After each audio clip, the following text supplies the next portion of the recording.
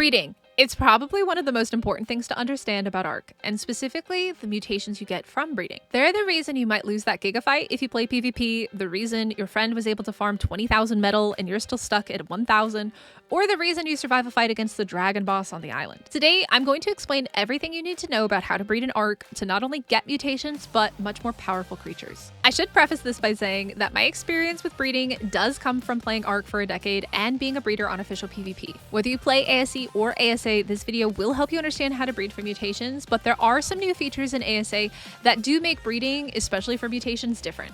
So if you do find this video useful, please hit the like button and consider subscribing if you want to see more guides or content from me. Also, make sure you check out the timestamps if there's some specific information you're looking for. So what are mutations? Mutations randomly occur while breeding an Ark and can affect both the stats and the colors. You can get anywhere between 1 to 3 mutations per technically new mutation, though 3 is incredibly rare.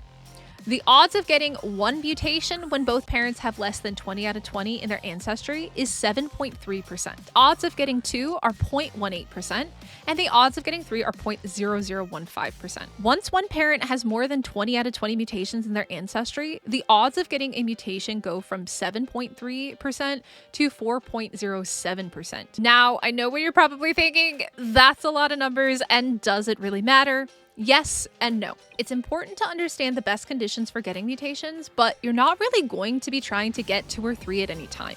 So while they're a cool bonus if they even go into the stats that you want them to, they're not something that you should be focused too much on. Another important thing to note is that when you do get a new mutation, there are a few ways to see it.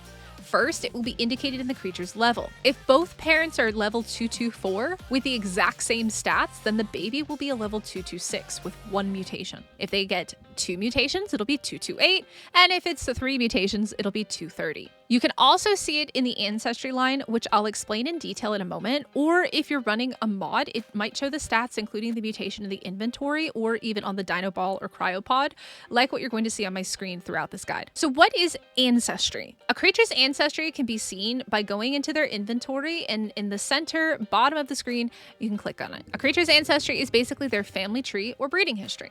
On the left side, you'll see the matrilineal or the mother's line, and on the right side, you're going to see the patrilineal or the father's side. In the middle, you'll see the creature's direct parents. If the creature has a long breeding history, you're going to see a lot of names that are matrilineal and patrilineal. None of these really matter. They're just a record of which creatures were bred together on each side, kind of like a family tree. The important thing to look at here when it comes to mutation breeding is the number above random mutations on both sides. A creature with no mutations will show 0 out of 20.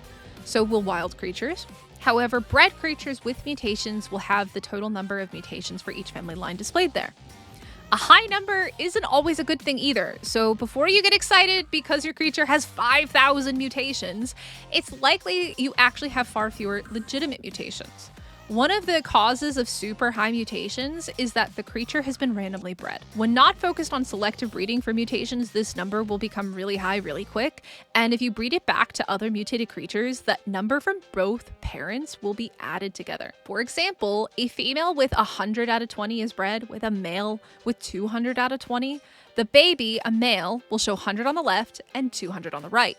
However, when that baby is bred, it will show 300 on the male side. That does not mean the creature actually has 300 mutations. It's just the addition of all the previous numbers together. Selective breeding for mutations is important because once you reach that 20 out of 20 mark, your odds for a new mutation go down drastically, and once both parents are over 20 out of 20, no new mutations could be made. Now, on to the most important part of how to get mutations effectively in Ark. I've created what's basically like a mini map of my breeding process to give you a visual representation and to make it a bit easier to follow along. The first thing you need to do when you breed is to tame a wild breeding pair. I often tame a bunch of creatures and then compare the stats. We're going to be using Dinotheriums for this explanation as I most recently used them on my Ragnarok playthrough to fight the Wyvern boss.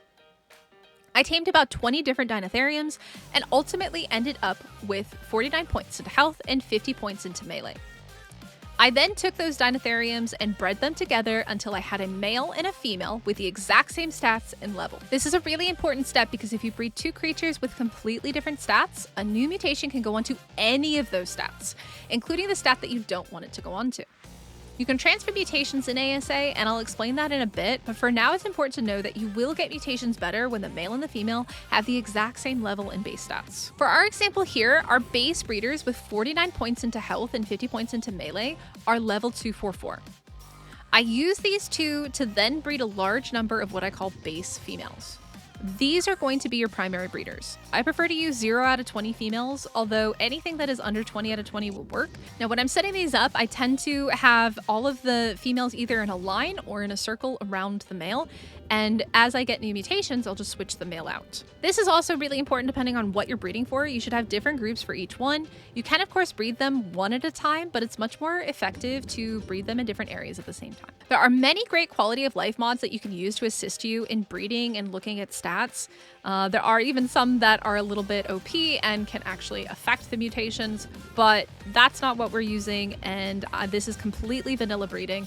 So before anybody gets on my case for using mods, this is vanilla breeding. Since I've now explained the breeding setup, let's focus on the lines I made for my Dinotheriums. For these particular creatures, I focused only on health and melee, and in this setup, I've separated them that way.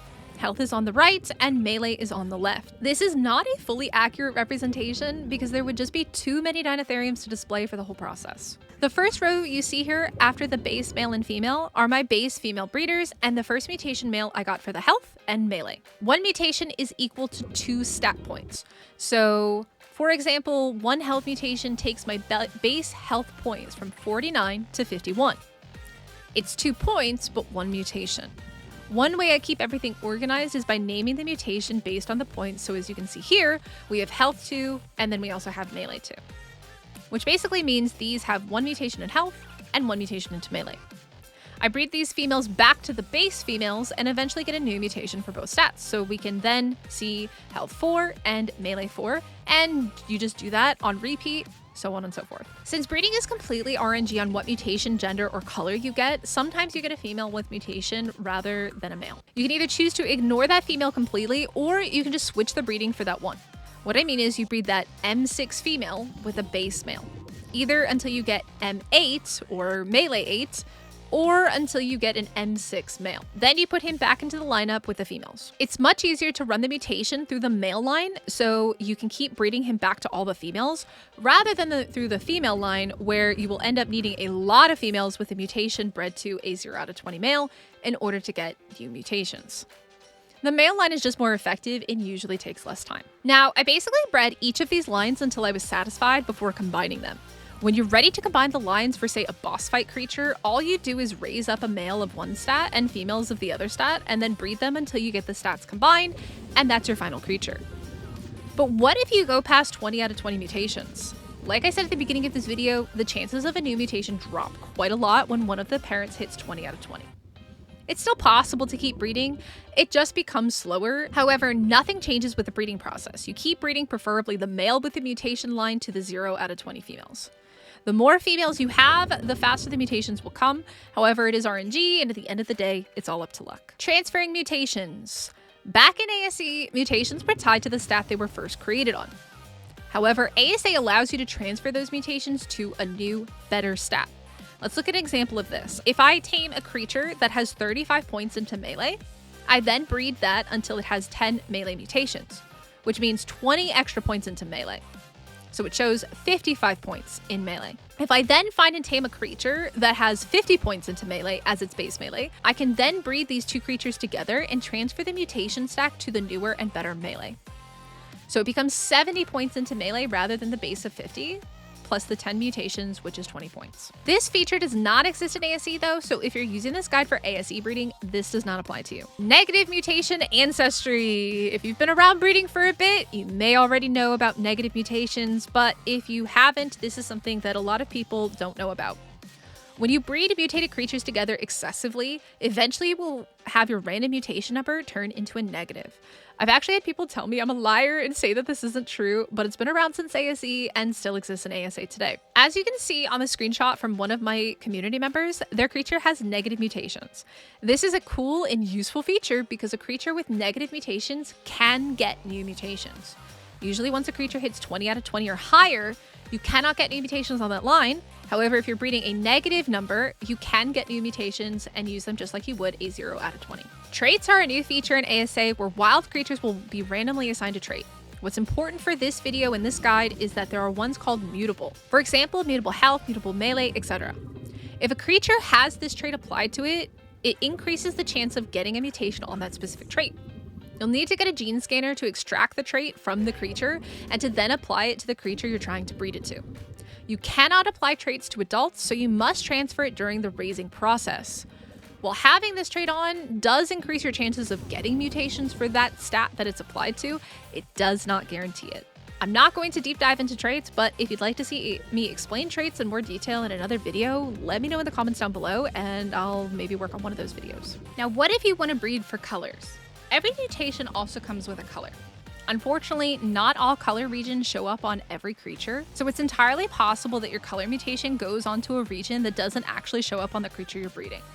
However, what I like to do to get cool color combos is save the colors I like as I'm breeding and then combine them on the side. Once I have a fully colored one that I like, I'll breed that to the combined stats that I want it on. It will take a bit, especially if you're only breeding a small number. Eventually though, you'll get the colors and the stats that you want. To build an army, you just do this until you have a guaranteed male and female of the stats and colors, and then breed as many as you like. I don't recommend combining the colors into your breeding line because it will just hike up your mutations, and they don't always carry over, so it's kind of a waste of time because you could actually end up breeding the colors out rather than keeping them in. And there you have it. That is breeding for mutations in Ark in a nutshell. If there's any tips or tricks that I might have missed, feel free to drop them in the comments down below. And also, if you do have any questions, I will happily try my best to answer them down in the comment section. If you did enjoy this one, make sure you guys hit the like button, subscribe if you're new here, and hopefully I will catch you in the next one.